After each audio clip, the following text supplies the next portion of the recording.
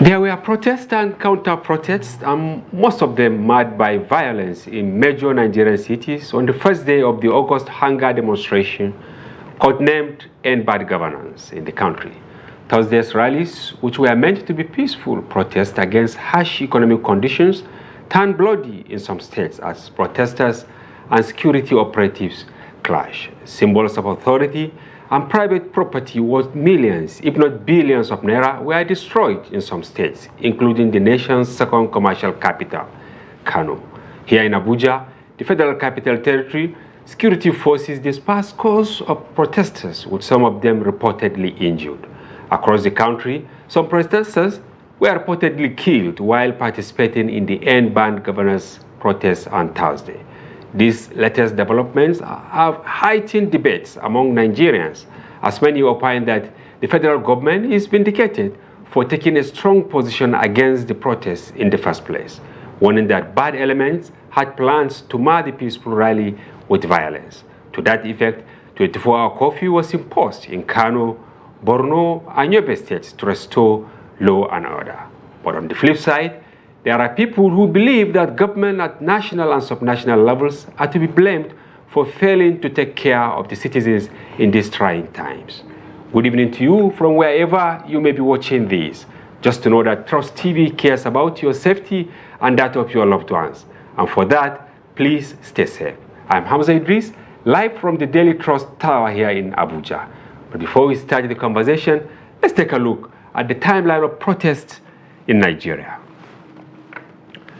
This, of course, is the Abrak Women's Riot, which was held on 6th December 1929. It was led by Igbo women in eastern Nigeria. The women protested against tax levies imposed by the colonial government. It led to the death of many of the women. We also have the second one, Abeokuta Women's Revolt, held on the 27th of November 1947. The protest was held by the Abeokuta Women's Union, led by Funmilayo Ransom Kuti. The women protested against unfair tax regime, which led to the abdication of the then Alake of Ebalan, Obasa Ladapo Ademola II, and the abolition of the tax regime by the colonial government. We also had the Alimos Go protest, which was held on 17th April 1978, when universities nationwide rose against the increase in students' fees sparked by the protest. And then we also have the anti-SAP riots, which was held from the 24th of May to June 1989. It was led by the National Union of Nigerian Students in universities nationwide. The protests occurred as a result of the effect of International Monetary Fund imposed Structural Adjustment Program, also known as SAP, introduced by the Ibrahim Badamasi Babangida-led administration. The fifth major protest was the June 12th of 1993. The protest occurred as an aftermath of the annulment of the June 12, 1993 presidential election by President Ibrahim Babangida.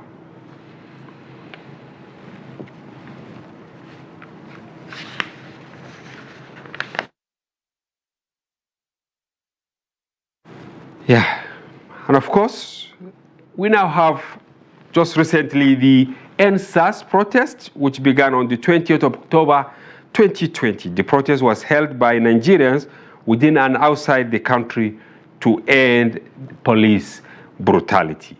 Similarly, now we're having the End Bad Governance, and we have a special report on how it went here in Abuja. We are hungry. We are hungry. We are hungry. Nigeria is currently experiencing the commencement of a 10-day protest that began on August 1st, 2024, with citizens demonstrating against economic hardships and government policies. The protest tagged End Bad Governance has seen widespread participation across multiple states, including Lagos, Borno, Kano, Rivers, and the FCT. The protesters have expressed dissatisfaction with the current administration, calling for the restoration of fuel subsidies, reduction of electricity tariffs, and reversal of recent increases in educational and import fees. We are hungry. My children cannot eat. Beans, 1 mood is 3.5. Oil is 2,000. Gari is 1.5.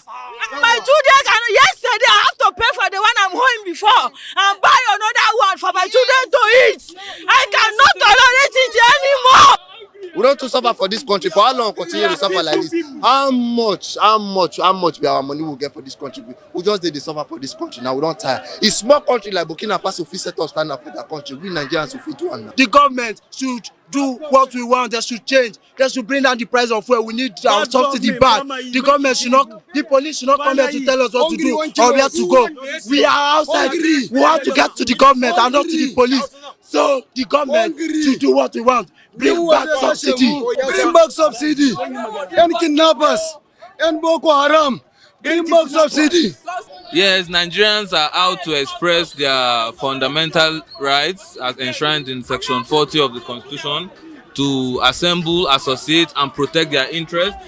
And the protests have so far been going well, and we are here as lawyers to guide the people and to lead them to carry out their right to protest within the bounds of the law. In Abuja, the demonstrators have been restricted to the Moshood Abiola National Stadium. This restriction follows a court order issued by Justice Silvanus Origi of the High Court of the Federal Capital Territory. The order was in response to a request from the Minister of the Federal Capital Territory, who cited concerns about potential unrest and damage to public property if the protests were allowed to take place elsewhere in the city. This, however, was not obeyed as protesters stormed the central business area in an attempt to enter the Eagle Square. They were, however, met by the intense resistance from security operatives. As you can see right ahead of me, the security personnel are firing tear gases at the protesters. And the reasons is because they don't want them to exceed that limit. From our own understanding, they don't want them to exceed that limit, and that is why they are firing, the tear gas at the protesters. But then the protesters are unarmed. The government's response in Abuja has been robust with heightened security measures aimed at preventing violence. Some arrests were made while an attempt to arrest a journalist was stopped by the FCT police PRO. We came here and we are covering the protest, and the Commissioner of Police personally came on. They came down on the journalists, asking us not to cover the protest, and he personally came to me and he collected my phone, and he even asked the police to get me arrested. When I was being taken into the van, some of other journalists and the public relation officer now raised alarm that this is the chairman of NUG, that I should not be taken away. Though the situation remains fluid with fears of potential violence, the protests, however, reflect deep-seated frustrations among Nigerians with the current state of governance and economic conditions. Dorcas Yakubu, Trust TV News, Abuja. That was just one scene of the incidents in Abuja. And in Kano State, the protests went violent as government buildings and properties were destroyed. Here is a situation report from our correspondent. As early as 7 a.m., residents of Kano began to troop out from different parts of the state to join the protest. Carrying placards with different inscriptions, the protesters are generally united on one common goal, targeted at forcing the federal government to reverse fuel subsidy removal and ensure food security. Subsidy should be restored. Issue of insecurity. We thank God in Kano we are peaceful, but our neighbor, our brothers in Zamfara, Katsina, Sokoto, Kebbi, and other part of the country are in difficult situation. Their life is in danger. They cannot go to farm to produce food. So specifically, we are saying that the subsidy should, one, be restored. Secondly, the security should be restored also. They were singing different songs while some are reciting from the Muslims' Holy Quran.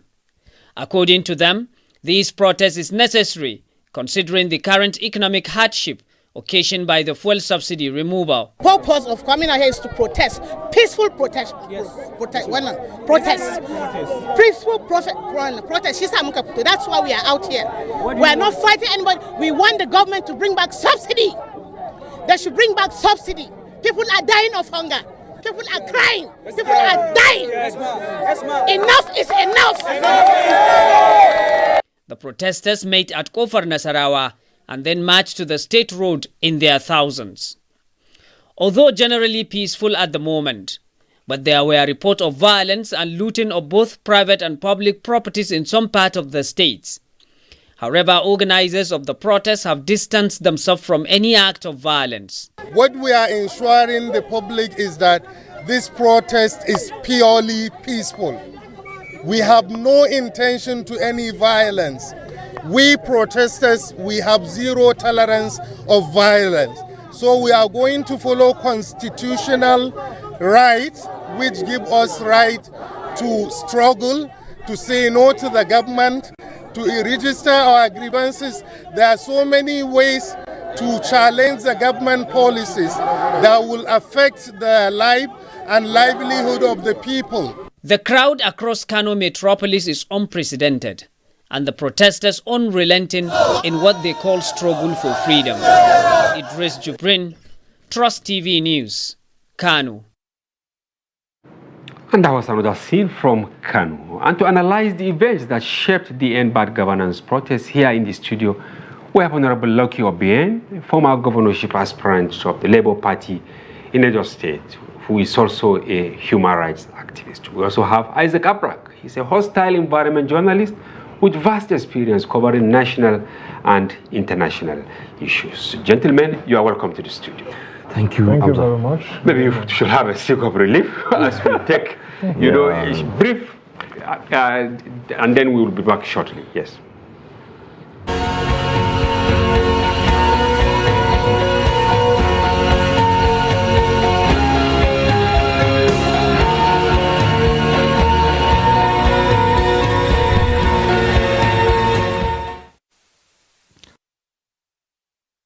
Of course, welcome back. I hope you have had the brief stick of relief from heart-rending scenes we have seen so far. Let me start with you, Honorable Lucky. We got you from the Eagle Square, and you obliged to come to the studio. Why did you agree to join the protest? Thank you very much, Mr. Hamza. Good evening, Nigerians. Well, let me first and foremost pay tribute to all those protesters who actually dashed out in their numbers today to exercise their constitutional rights as being enshrined in Section 40 of the 1999 Constitution as amended. Yes, I'm a human rights activist. If you have followed the trajectory of my activism, you will attest to the fact that when it comes to anti-people's policy of government, when it comes to white elephant projects that seems to take so much from the public purse and distribute to just a few in the society, we always come out to speak truth to power, no matter whose us is cause. In this instance, I must commend President Bola Ahmed Tinubu. Do you know the commendation I'm giving to him? No. He has done what no president in Nigeria has done in the historiography of this country. And what is it? His capacity, his uncanny ability to unite Nigerians on the basis of suffering. Nigerians, you could see unity in display today on a gargantuan scale across the entire country. We are all united on suffering. The Nigerian people trooped out in their mass. This is not the issue of the North and South dichotomy. Neither is it a tribal issue. They demonized the protest before time. This government helped popularize the protest. They promoted the protest beyond proportion. And today, it crescendoed with Nigerians on the streets of Abuja, across the entire country. We were there today in solidarity with the suffering, starving, pauperized Nigerians. You can see a litany of how this government in the last 1 year have mismanaged the resources of Nigeria. President Ahmed Tinubu has a lot of sycophancy around him who doesn't want him to succeed. That's the truth of the matter. So it's not just about him. It's not just about him. But about the people About around. the people surrounding the corridors of power. And if you look at their utterances in the last couple of weeks, they have heightened the situation in the country into a fever pitch. You can imagine a situation as part of the profligacy of this government, how can you expend 21 billion naira for the building of the vice president's building? So maybe these are some of the answers. No, we have a lot. We have a lot. Okay, I will allow you to say that, but let me also take Isaac. Yes. Government at national and subnational levels, they recruited clerics, they recruited traditional rulers to subdue the protest. But at the end of the day, it happened. Why do you think? I mean, Hamza, the hardship Nigerians are going through, we all live in it. And as such, the frustration is there for Nigerians to express themselves. And one might wonder and say, despite the dialogue, that the government have been having with all stratas of leadership, this protest still happened. I want to tell you here that those dialogues, to an extent, to a very good extent, were successful. Okay. Because going by the temperament of the people around the country, given the hardship, our temperament, it's everybody's temperament. There are tendencies, there were signals that this would have gotten more out of hand. First of all, we had issues where we could not clearly define who the organizers were. Until the last minute. Yes, and that if you say you want to do something, a public event, and you don't come out to identify yourself, identify who you are, and the parameters to which you are going to execute that plan, right? Some people will begin to fill that void. So we even said the protest was hijacked even before it started. But because of the dialogue of that we have been engaging with the people, it has helped to, to control, to bring about, to reduce the level of violence that we saw today. It is sad that this happened, although it is not totally, it's something that, is expected, But then, it is good that Nigerians went out today to express themselves. Even though I would also say that even before the protests, even a week ago, right, you could see that the government had sat up. It has adjusted, it has known that, yes, the youth of this country, Nigerians are speaking. From the way you could feel the temperament of the protest, people were prepared to go out and all of that. So you could see that Mr. President and his team, carried out, some very good policies. For example, the approval of the minimum wage, 70,000 naira. We might not be very, we might not be very comfortable with that, but it is something, right? And this is why some of us would have pleaded, were pleading that why don't we give, this protest had already made an impact already, right? So why don't we give it a little more time? Allow this 70,000 naira that is going to be paid to our people, millions of civil servants, and also even in the private sector, let it saturate in the economy and let us see where it will take us to. So left for you, the protest shouldn't have happened. Left for me, the protest shouldn't have happened, but again, it's a good thing that it happened. Why do I say so? When people come out to express themselves, it's good. But why I'm here today, basically, is to plead on all protesters. And we will come to that. And also my brother we will here. Come to that. Okay. That please, this protest should not go on from today. They've made their statement. All right, Honorable Lucky, you had Isaac. Of course, he's not in government. He's an activist, but he leads one of the Christian professional groups in Nigeria. He said, enough is enough. Nigerians have been hard. Do you agree with him that this protest should end today? Thank you for that question, Mr. Hamza. I have a lot of issues I disagree with my brother here. All right. Firstly, the aspect of the process was hijacked before it started. If there is anybody that hijacked the process before it started, it's the government, it's the states. How? The manner at which they demonized the protest. Okay. You could imagine what happened last night.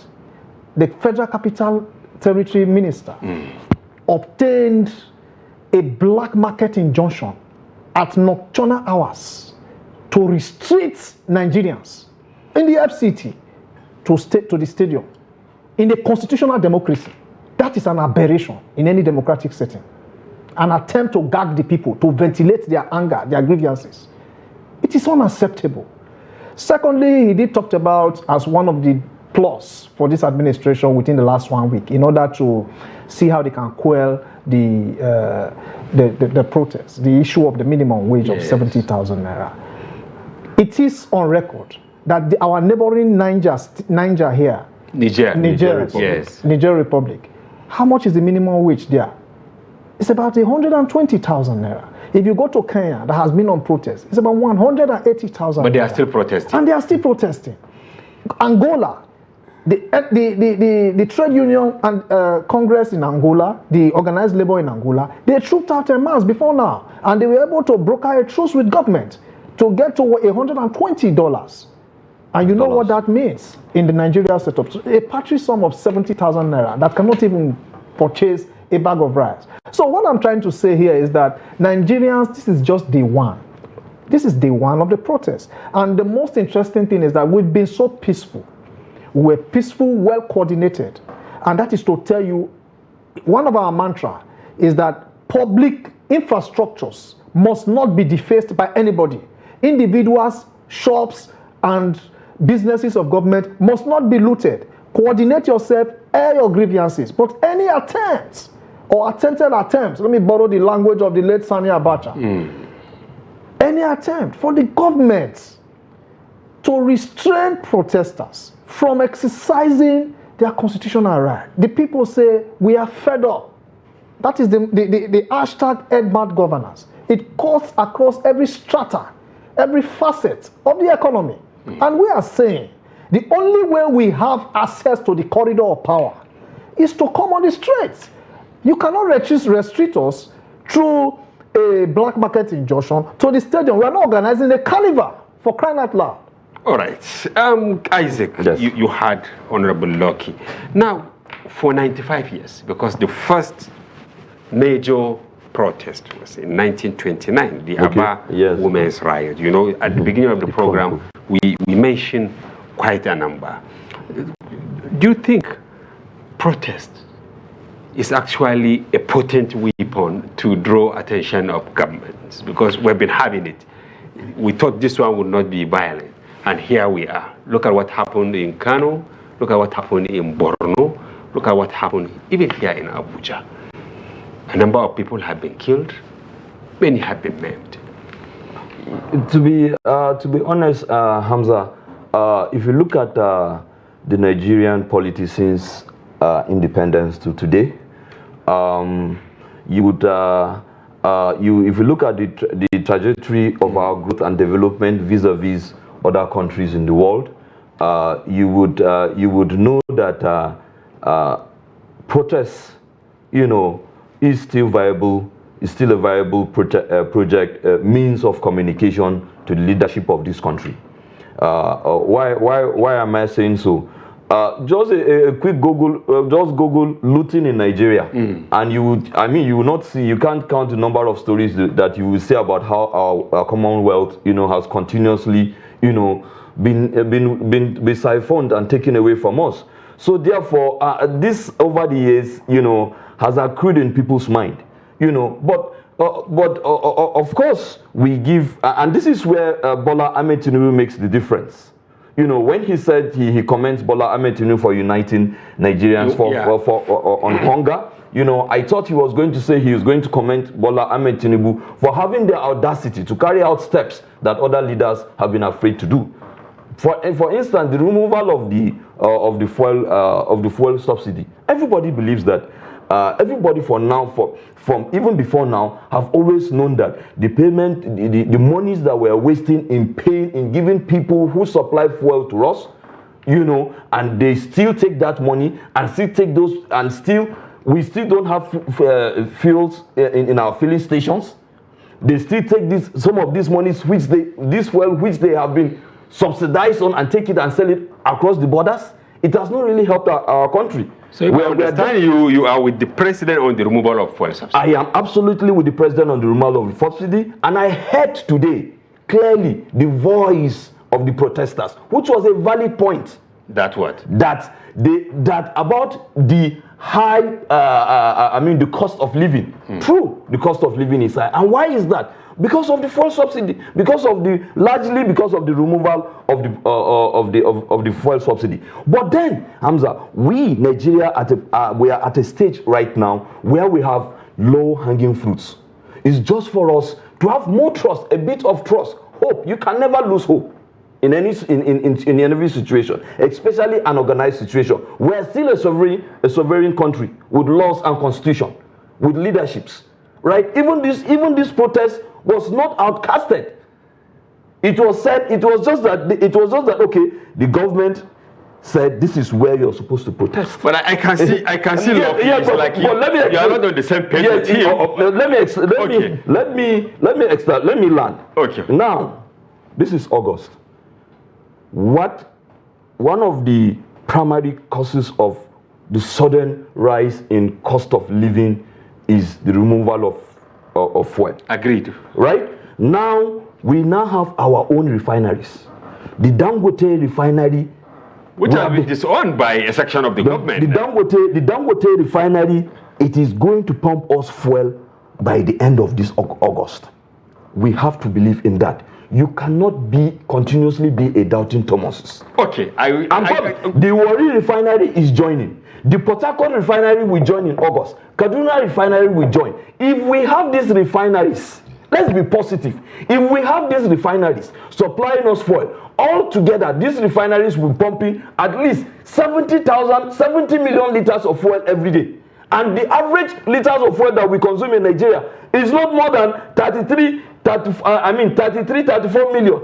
And we have 70 million liters of fuel being churned out every day by these refineries. It means that the cost of fuel will come down. Okay, let's allow. And if the cost of fuel comes down, maybe the cost of living will come down. I don't know. Lucky, one of the protesters in Kano, the woman, who spoke, she said, fuel subsidy should be restored because it appears the removal is not the magic wand. Are you with her? But of course, Isaac here said he's in tune with the decision taken by the president. And he's still agitated. I would like to respond to that question. Yes. Thank you, Hamza. Yes. Before I answer your question very clinically, let me also address what my brother here, Hamza. Even though it's not actually a debate, yes, we are trying to see the efficacy of the protest or otherwise. Yes, I'm happy during the submission he made reference to the rot in the oil sector, the Dangote refinery saga and all of that with government. Let me put this straight. There is no organized society, even within the Western Hemisphere, that will take away subsidy in an abrupt manner, as an afterthought, in the manner at which the President Bola Ahmed Tinubu did on his inaugural speech. Subsidy, if you watch, that was the three common denominator, the three principal candidates, presidential candidate in the 2023 election. Each and every one of them actually promised to remove subsidy. But the manner at which, without creating a measure, shock absorbers, you understand, on ground, then you did that abrupt removal. You see, talking about the Dangote refinery that you're talking about, how can you explain to us that the federal government, on behalf of Nigeria, borrowed money from IMF, over $1 billion, to buy equity stake in Dangote refinery? And at the end of the day, they told Nigerians, it was well propagated, the gospel was taken across the shores of this continent, that the equity share they were going to purchase from Dangote refinery was 20%. And at the end of the day, when Dangote began to sing like a canary before the Nigerian media, you exposed the rots there. We discovered that the 20%, the $1 billion they collected, they only paid $350 million out of it. Some cabals decided to take away the other $700 million and leaving a stake of 7.2% on behalf of Nigerians, which cannot even service the loan. Now, it is a political chicanery. It is administratively hazardous and cataclysmic for a government that means well for the people, to remove subsidy. There is nowhere in the world where energy is not subsidized by the government of the day. And if you watch, the effects, the boomeranging effect, and the efficacy of removing subsidy in the manner at which the government did, that is what has landed us in the mess. So are you with the protesters totally in Kano that against that subsidy should be restored? Definitely, subsidy should be restored, at least for an immediate respite. Now that we have been able to identify the areas where leakages that the so-called the kleptomaniacs within that industry, the downstream, midstream, and upstream. Now that we have been able to start, identify them one after the other, it is now incumbent on the government to identify those individuals that have been sabotaging government efforts, restore subsidy to at least give Nigerians that immediate respite they need so that price, food staples, commodities, goods and services can be relaxed a bit so that the people will heave a sigh of relief. Then, on the long term, you now work out a workable modus operandi that will be in the interest of the people. Then you begin to remove this, you begin to withdraw that subsidy gradually. By the time our refineries are working. Now, let me rest. Okay, let me finally, anchor, let me anchor on this. Yes. Let me anchor on this. Isn't it an normality that we have 5 refineries in Nigeria, 4 owned by government and 1 by a private individual? Before now, we own... Not to talk about the modular refineries. Yes. Before now, we own 4 refineries who they collect chunks of money on a yearly basis that are comatose for turnaround maintenance, which they end up never doing. At the end of the day, we import fuel and we have crude. Now we have refinery. Dangote is going to the United States of America, going to Brazil to import fuel into the country. The IOCs and the NNPCL refuse to sell crude to this man because Nigeria has become a business ground for even the international climate, the investors. All right. So that is why... Honorable Lucky. Yes, but I want to ask you, yes, Isaac, you see, they said that even the removal of the fuel subsidy, when they were selling the dummy, let me put it this way, that it will only affect a fraction of Nigerians. And here we are today, because you can see the spontaneity of the protest indicate that it was not actually sponsored. Nigerians came out in anger. Don't you think it's a lesson for those in government? Because as we speak now, there was no statement from the villa that, look, we have had you. Absolutely, Hamza. This protest, I just missed the last statement that you made. The message from the villa. Yes, at least for today. We had them yesterday. I can assure you that there is going to be a message from the villa. We have a president who is a listening president. He has shown that in many instances. So Nigerians should expect something very tangible, something very, very satisfying, from the president. But I want to add here, the president knows what to do. But I do not think that after we have bared, the troubles, of the fuel removal, subsidy removal for almost over a year now. Yes. And now I still stand on this. And now that we're about to have our own refineries coming to intervene, right? Then it is at this moment that the president should reverse these decisions. I don't think that's the right thing to do. I think Lucky is worried because the major problem is hunger. Yeah, I'm going back to him. Okay. Now, Lucky actually admitted that it is now for the president to identify those people, those Nigerians, or especially within the leadership, that have not been allowing the palliatives that are supposed to go to the people that need it, the very poor in our midst, to get to them. And this is where we need to call on the governors, the National Assembly members, the councillors, the chairman of the local governments, that there are palliatives, millions of nairas, billions of nairas that this government has continuously shared, but it's not trickling down. It's not trickling down. So, Mr. President, I want to add here that you have seen the expression of Nigerians' youth. You have seen the frustration. You have seen the anger. I tell you, Hamza, the guys some of the people who came out, organized these things with patriotism in their mind, did a good job to manage the situation today. Okay. Yes. But then, Lucky, you have seen what happened in Kano today, for instance.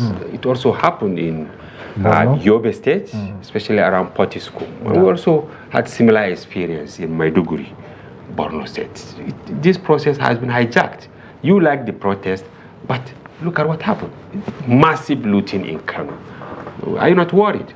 Yes, thank you, Mr. Hamza. First and foremost, let it be put on record that we completely disassociate ourselves from any form of criminality, any form of violence, arson, and any manner of looting.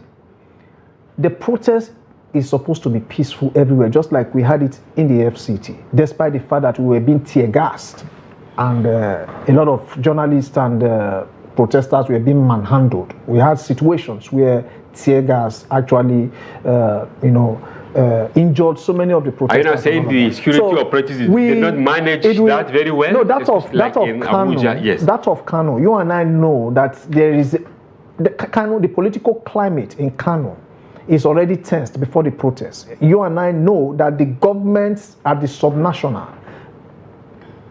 in Kano and that of the central, there seem to be a kind of they are on the same page. They are not on the same page, and the emirate tussle that is on ground and all of that. So we want to believe that some individuals probably would have done most of those damages, because the legitimate and genuine protesters that came out, it was peaceful right from in the morning. In order to hang a dog, you give it a bad name. So we are worried in that part of the country, but we have spoken to our people, and we believe that by day 2, which is tomorrow, they will be well coordinated. And you can see in Osun State, in Port Harcourt, in Benin, even in the FCT, you saw the manner at which protesters coordinated themselves. Even last year, when we picketed almost all the diplomatic circle, all the institutions of government during the presidential election and all of that, we were on the streets of Abuja for 26 days non-stop.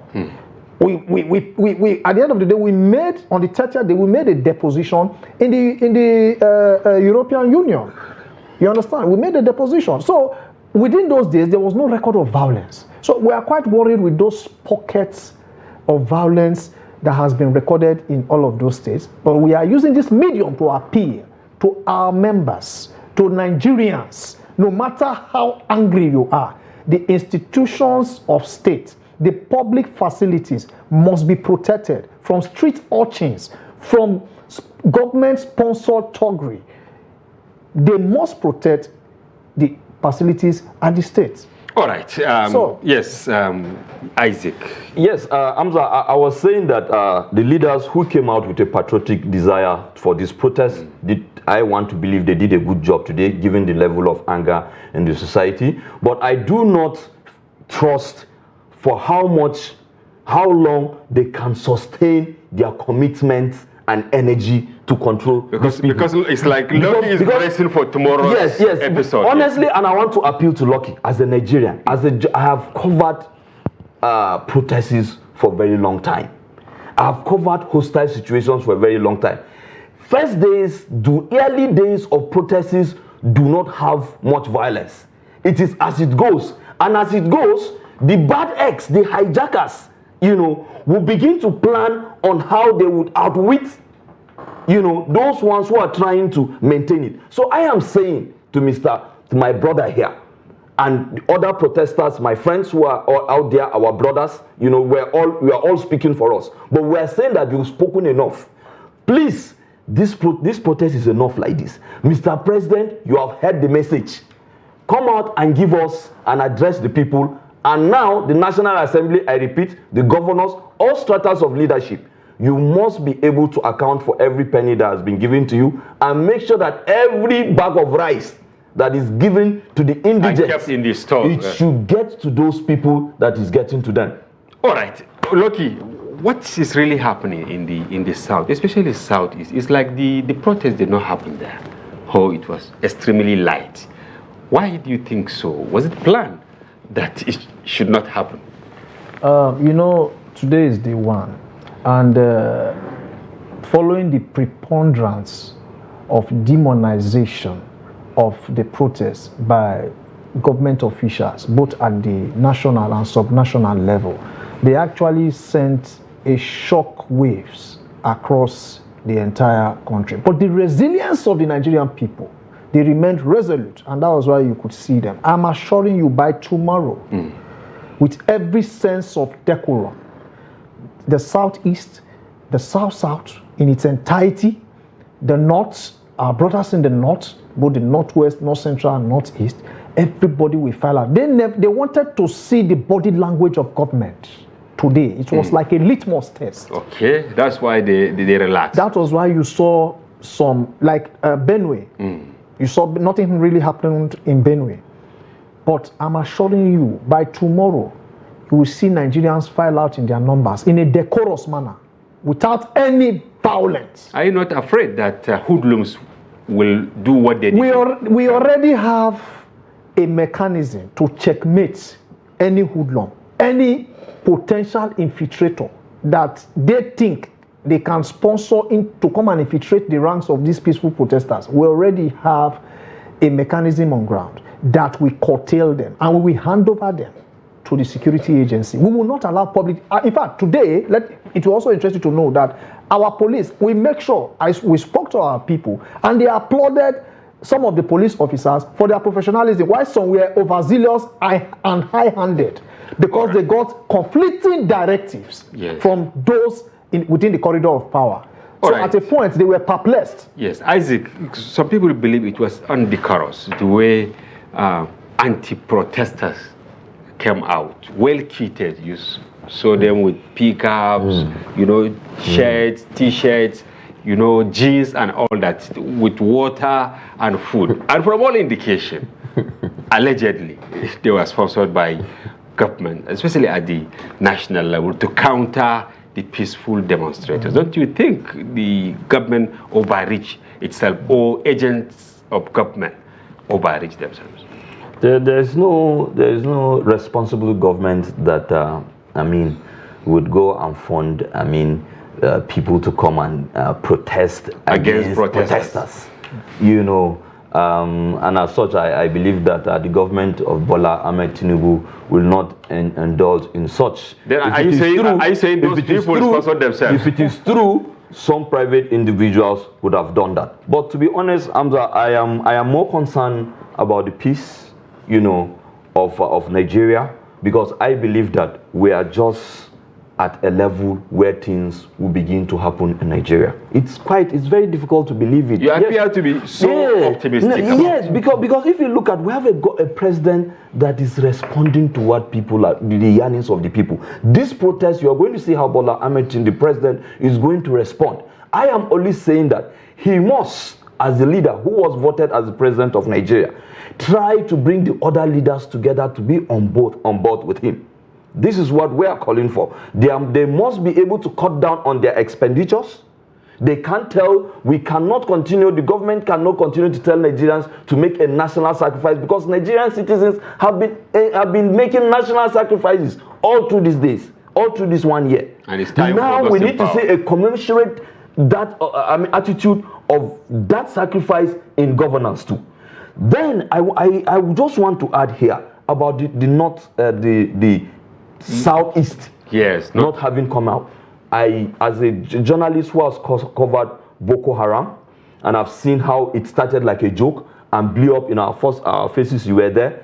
I just say thank God that they didn't come out, because IPOP or ESN, I'm very sure they were just waiting on the hinges. There was a bomb attack today in Maiduguri. Was there not? Those guys would probably, I believe, they are just waiting for the genuine protesters to come out, and they will cash in. And we don't want to have extreme situations like that, managing Maiduguri situation, managing banditry here, and then the issues in the southeast will come up again. Hamza, you know this thing. Every Nigerian knows this thing. That whenever there is instability in Nigeria in terms of security, I absolutely that is when the bandits and the terrorists use that opportunity to gain ground. Because first of all, you have to withdraw soldiers, and this is why I am begging, please, that this protest should not continue from today. Because when it goes so violent, they will withdraw soldiers hiding in Benungwari, in the forest of Benungwari, soldiers in the forest of Inewi, soldiers in the forest of Meduguri, to come to the cities and try and put things down, things in order. When they leave their duty posts in Sambisa, the Boko Haram will encroach. When they leave their duty posts on the Kaduna Highway, the bandits will encroach and cover the ground. They will not have a resurface of insecurity in Nigeria. In the past 3 or 4 months, we have had stability in security. If we don't want this thing to get out of hand, I am speaking as a Nigerian. If we don't want this thing to get out of hand, please, protesters, the message has been put out. Everybody has seen it. Everybody has heard it. What are you going to say tomorrow that you didn't say today? Like Lucky is agitated and we are running short of time. We are together. Will you actually come to a point of convergence? We are fighting for the same Nigeria. Yes, as we try to. In as much as we are all craving for peace. Yes. The reason for all of this is because we want an egalitarian society. Yes. A society, if not getting to the route to El Dorado, but something close to it. And that is why Nigerians are on the street. Now you are saying that the protest should be cut short abruptly. Because the message has been passed. When not even the President of the Federal Republic of Nigeria, he has not deemed it fit to even address Nigeria. In an organized society, you are supposed to be talking to Nigerians. I believe the President will. At this point, but nothing. I believe the President will. I want you to pass a message. President, come out and address us. Now, we already have an antecedent on ground, a very ugly antecedent from their own political chieftains. Looking at Senator Ndome, yes, he only offered an advice, just an advice, that he couldn't get access to the president. What was done to him? But now Nigeria has spoken. That's what I'm saying. Now he is talking about Nigerians should relax on the protest, that the government will respond. Let me tell you the truth of the matter. The only language the Nigerian government understand, not only this government, right from 1960 to date, is protest. That is the only language you understand. But has it been yielding result? Definitely it does. It does, to some extent. Like he was saying, the so-called palliatives that were dashed out and all of that, those palliatives, they didn't even get to the people that it was meant for. Are Nigerians meant to be eating rice? What happens when the rice is exhausted? We are talking about the root cause solution. The late siege, Obafemi Awolowo, he said when you want to deal with a problem, get to the roots of that problem. Okay, before I come to Isaac, I want your final take on how security operatives should manage in the event the protest continues. This should be in less than 1 minute because we have run out of time. Yeah. Yes. And I will respond to that by saying it was Julius Nyerere, the former president of Tanzania, that said the tragedy of Africa is not about the song that is being sung. The question is who the singer is. Who is actually singing, playing the drums for protests? It is the bad policies of government. So they should restore. Now, yes. So the security apparatus of the states should be so professional in managing. We are meant to understand that over 6 billion naira has been dished out to allegedly for crisis management. Okay. You understand? Okay. So they should make judicious use of it in a professional manner. Don't antagonize peaceful Nigerians what we witnessed today in some part of Nigeria. Because that will only fan the embers of violence. All right. Isaac, I want your take in 10 seconds. 10 because seconds, around journalists, you can see how they have been manhandled. Please, I'm still pleading for the peace. This protest today has made its statement. Please, to all the organizers, please serve your sword. Mr. President, come out and address us as soon as possible. Thank you very much. Isaac Abrak, hostile environment journalist with vast experience covering protests in Nigeria and outside the country. Thank you for coming to the program and for your informed perspective. And Honorable Lucky Obiyen, former governorship aspirant of the Labour Party in Odo State and human rights activist, we thank you for coming. Thank you very much, Hamza. And to Nigerians, please maintain decorum, and if you have other things to tell the government, use matured language and express your grievances. We hope those in power will listen and will act decisively for the safety of 230 million Nigerians. And this brings us to the end of the program. We hope you found the conversation engaging and informative. And be sure to join Daily Politics, airing every weekday and our special package on Friday, during which we open the telephone line for you to comment on national issues. Tomorrow is Friday. Keep a date with us. Bye-bye for now. I'm Hamza Idris.